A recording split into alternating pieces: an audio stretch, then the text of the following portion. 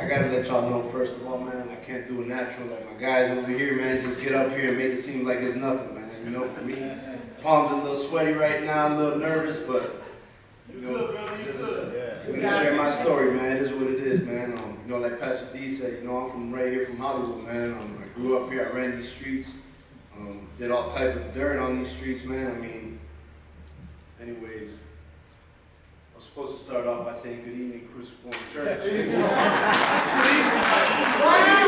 just bear with me, all right? Y'all bear with me. I might mess it up a little bit here and there, but I'm going to try to do my best with you guys. So, I'm going to start to share a little of my story with you guys. At 12 years old, my father was sent in prison, and I started running the streets. I dropped out of school in 7th grade, selling drugs, doing drugs, joined the gang, and then out of jail became my everyday routine. The longer your record was, like going to jail, so forth, the more fights you got in, the more drugs you sold, the more money you had, made you the man on the streets. So of course, that's what I was trying to do and became successful at it. A major impact in my life was when I was 16 years old. My best friend Miguel, I was 16, Miguel was about 17 years old at the time. You know, we were in gangs, running the streets, whatever. We were at a nightclub, and, you know, leaving the nightclub, it was called Uptown, and we used to hang out at Miami Subs right down the street. We got in an altercation with another gang that night, and, you know, a guy pulled out a gun, started shooting at the crowd, and me and Miguel started running at the same time. I seen Miguel just like running, and I seen him like, you know, hide behind a car. So, you know, I thought he was hiding, so I kept on running. And, you know, after the whole commotion or whatever, I came back, and I seen Miguel still laying there, so I was like, Miguel. When I pulled him over, you know, he was dead. Got shot in the head, brains went everywhere, you know, and he died in my arms pretty much. So, you know, that was one of the biggest, you know, things I went through at a young age. You know, it was tough on me.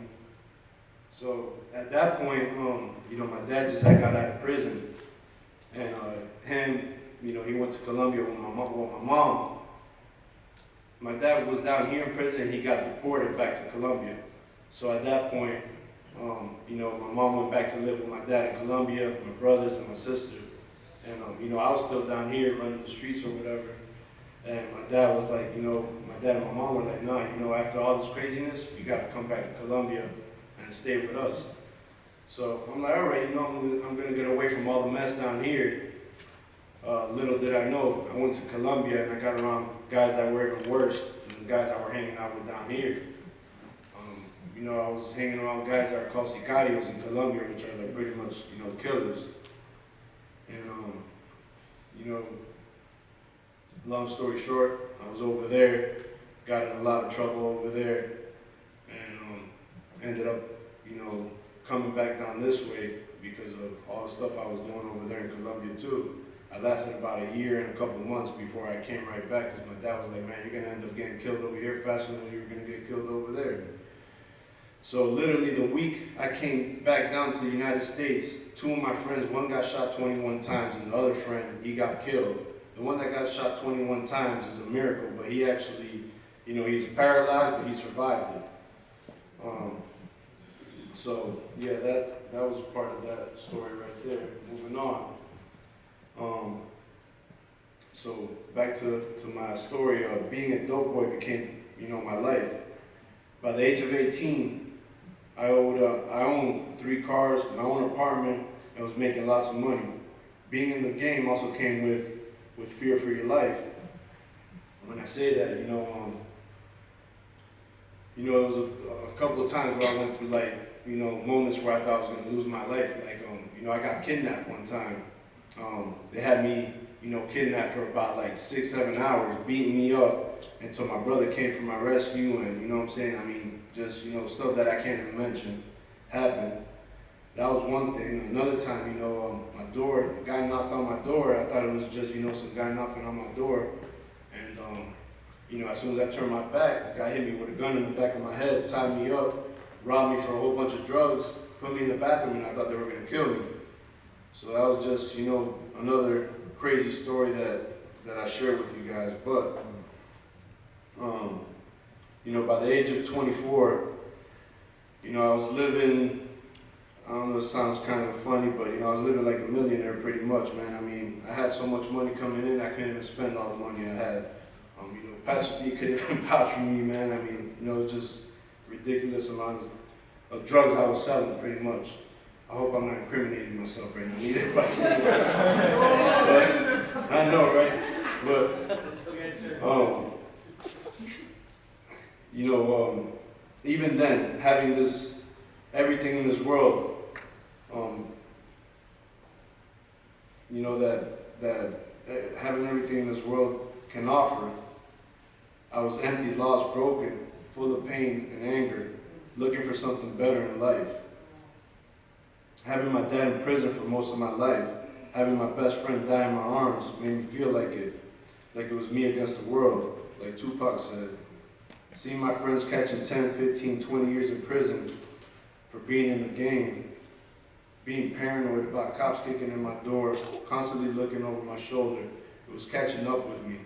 I saw my life like a movie, all coming to an end in 2009. I recall coming home from the club one night and crying out to God. I didn't know him, but he was definitely calling me. I found myself on my knees in my closet, sobbing, crying, not knowing why I was empty.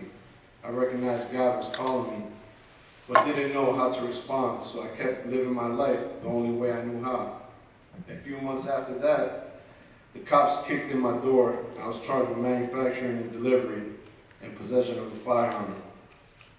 I was out on bond fighting my case. About 8 months later, when I was at my brother's house hanging out, the door was kicked in also there by the cops.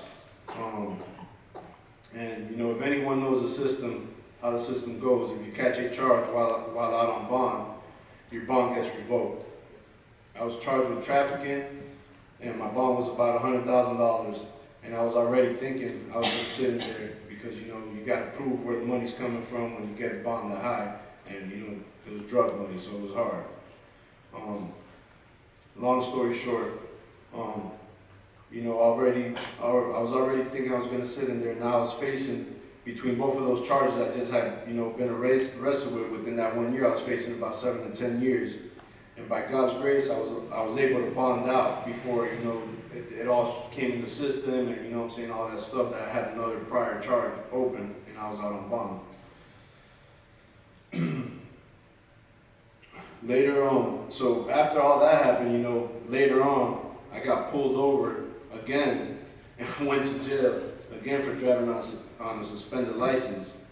When I got out of jail this time, God had an ordained meeting for me. As I walked out of the jail, a guy named Josue stopped me and asked me if he could pray for me. He told me God has a calling for you and told me to read Galatians 6:9. I told him, bro, I never owned a Bible, much less read one, and would have the least idea on how to find Galatians 6:9. We ended up exchanging numbers, and God used him to help me surrender. During this time of nothing but stress, God was telling me, surrender to me, there's nowhere else to go, Michael. You've had it all, the money and everything else you thought would fill you, but yet you're still empty and searching for something more. Lay down your life because you can't go down any further. With me, you can only go up. Put your trust in me, and I will fill you. So that's what I did. Got on my knees and cried out to God like a little kid and asked for all the forgiveness for all the people I hurt, all the bad things I had done, and to change the person I was. At that point, I started truly seeking God, praying to him. And I know I sound like a hypocrite because I was in a mess and looking for someone to get me out of this mess. But God had me right where he wanted me. Weak, lost, alone, afraid, and nowhere to go, in full need of him. I made a promise to God and said, Lord, if you get me out of this, I promise that, you know, I'll never turn back to this lifestyle. And yes, I had said this previous times of trouble before, but God knows the heart, and he knew this time I was ready.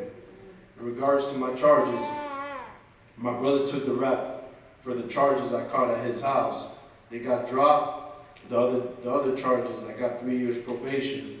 And after facing 10 years and seeing God do miracles with my life at that moment, I can only say thank you, Jesus.